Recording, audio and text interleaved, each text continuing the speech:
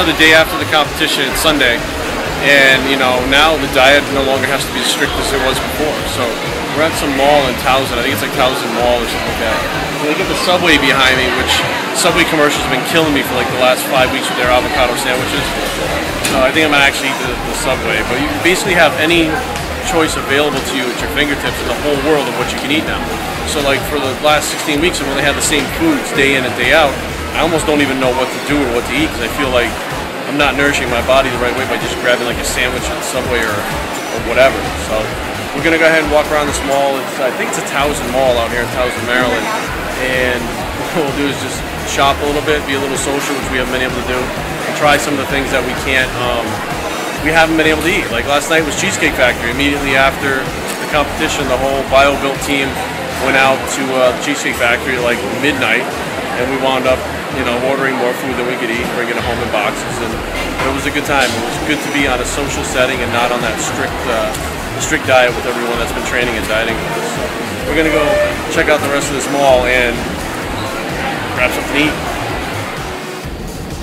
So we're heading back home, and the trophies that we got are these 4-foot actual razor sharp freaking swords. So luckily they've been packed inside these like leather scarabs and stuff.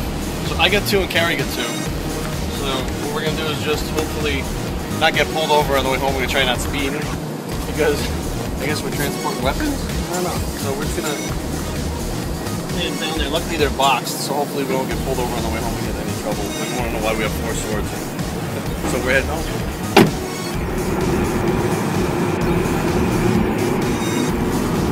We're heading back home now after the 2012 Maryland States and East Coast Championship. And it's Monday, so we're a couple days past it. Carrie and I both started eating well again. We had a day, like kind of a free day yesterday. We ate whatever we wanted. But as far as like the way the competition went, last year we saw that Maryland was giving out swords. So Carrie and I both made it a goal to get swords. So top 5 get swords. So I always wanted a sword, so that's why I did the Maryland period. So, you know, 4th place finish, which I just wanted to make at least 5th, because last year I didn't even place. In the heavyweight division, I bit up more than I could chew. So my decision was to go down this year to the light heavyweights, which I belong in. And it was a good decision, and I surpassed my goal as far as getting a sword. I got 4th in the middle, in the Maryland States, and then 5th in the East Coast against some really good competitors. Carrie won both her classes in the figure A, in the Maryland State and the East Coast. And then she went on to win both overall titles. So she basically won the whole show twice in both shows, the state and the regional title the same day. We also had a teammate, Jenny, who placed 5th in her first competition in figure, who walked home with a sword. We had 2 other competitors, Rebecca and Mary, who didn't place, but they were very, very hard classes. But that's not what it was about. What it was about was, from the beginning, with everyone to be in better shape than they've ever been in their entire lives, to get to the competition and to produce a physique that they were proud of. And that's what all of us did. So even if we all walked away with nothing, every single one of us on the BioBuilt team were better than we've ever been, surpassed what we ever thought we would do. We did it together as a team. So now it's a matter of just figuring out who wants to continue, because that was the 3 of them, Mary, Jenny, and Rebecca, was their first competition. So now they have a taste of what it's like to not just go through the training and the diet, which some people like that part. I personally like that part better, whereas Carrie likes the pageantry better, to being on stage and getting her hair done. I don't like putting the tan on. I don't like wearing the little tiny posing trunks in front of everybody on the stage. I like being in the gym. So, you know, some people will continue competing, and some people will say, you know, I did it, it's cool. You know, it is what it is. But I'm real proud of them, and they stuck to their guns. They all made it to the stage. Some people fall out, you know, anywhere from 8 to 4 weeks out and just don't make it to the stage. But every single one of us made it to the stage. We presented the best physique, and I hope you guys enjoyed the journey that we put up with the gym life, what it's really like to be a competitor. So we're gonna head home now, start making some food for the week, and get everything ready to go. We'll be back to work and stuff on Tuesday. We're out.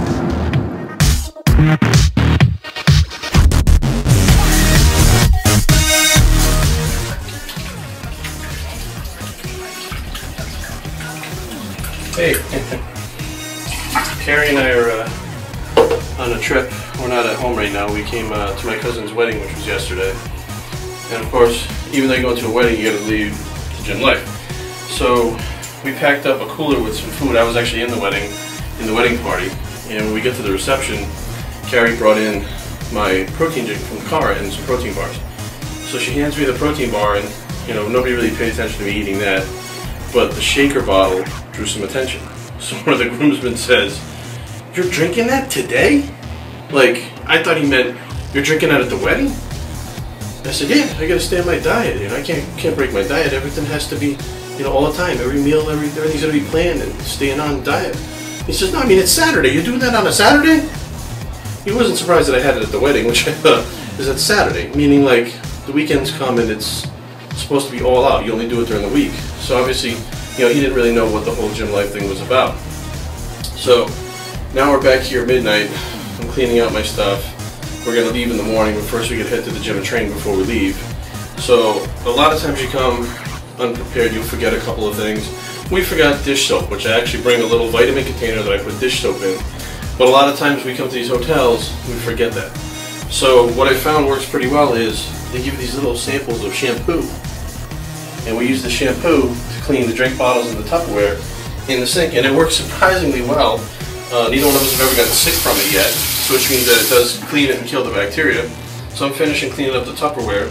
And then we're going to get up early first thing in the morning, head to the gym, train, and then drive 9 to 10 hours back to DC with all of our meals that we've already prepared, back in our coolers, in the trunk, in the back seat, ready to go, so that whenever we need a meal, we got it and we're on the road. And that's just another part of leading the gym life.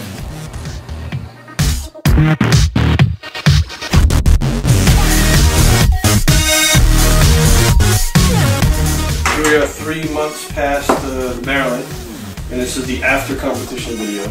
And people want to know, a lot of times, what you do diet-wise and training-wise after the competition's over. Like, you just drop your diet, you stop everything, you just, you know, go the opposite way. And no, that's not what we do. So again, part of living the gym life is we do this year-round. So we don't have the same exact food sometimes that we do when we're dieting. It's pretty limited, but now what we do is try to shift the emphasis to still using healthy, natural foods and stuff that's good for you, but can taste a little better. So you're not really restricted to like the same 5 foods or 6 foods that you eat during the competition. So one of the things I like to make, and I have liked to make all the time, is what I consider a healthy pancake.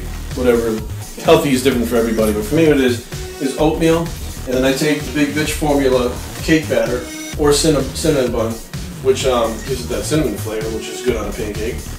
And I take them and put them in the Magic Bullet, which is that turbo little blender thing that you can get on the infomercial for like 20 bucks. Thing works really well. Blend them up, dump them in the pan after you make that batter like that. And you just let it bubble up, flip them, and that's how you make your pancakes. Put some sugar-free maple syrup on it. Now you have a pancake that's complex carbs, protein, and you know, we'll have some almonds or something like that. But for tonight, we're going to do breakfast for dinner. So instead, what we're going to do is we're going to have eggs. So just make a couple eggs, sunny side up, because you get a lot of protein in the pancakes and stuff, and then some veggie bacon. Not turkey bacon, veggie bacon. And there's a real specific reason why we have veggie bacon. It's because it's the one that I just found at Whole Foods when we were walking around. So it isn't really, it's no preference, it was just there, and I feel like walking around the rest of the store to find the other one. So this is what we eat in the off season to try to make sure that we don't get too fat, so that we stay in shape. And we don't go to the doctor and have cholesterol levels through the roof and all stuff. So this is what we're going to do, and then when it comes competition time, we go back to those foods again and crank up the cardio and do what we got to do. So this is what we're going to do for tonight, and I'm happy about it.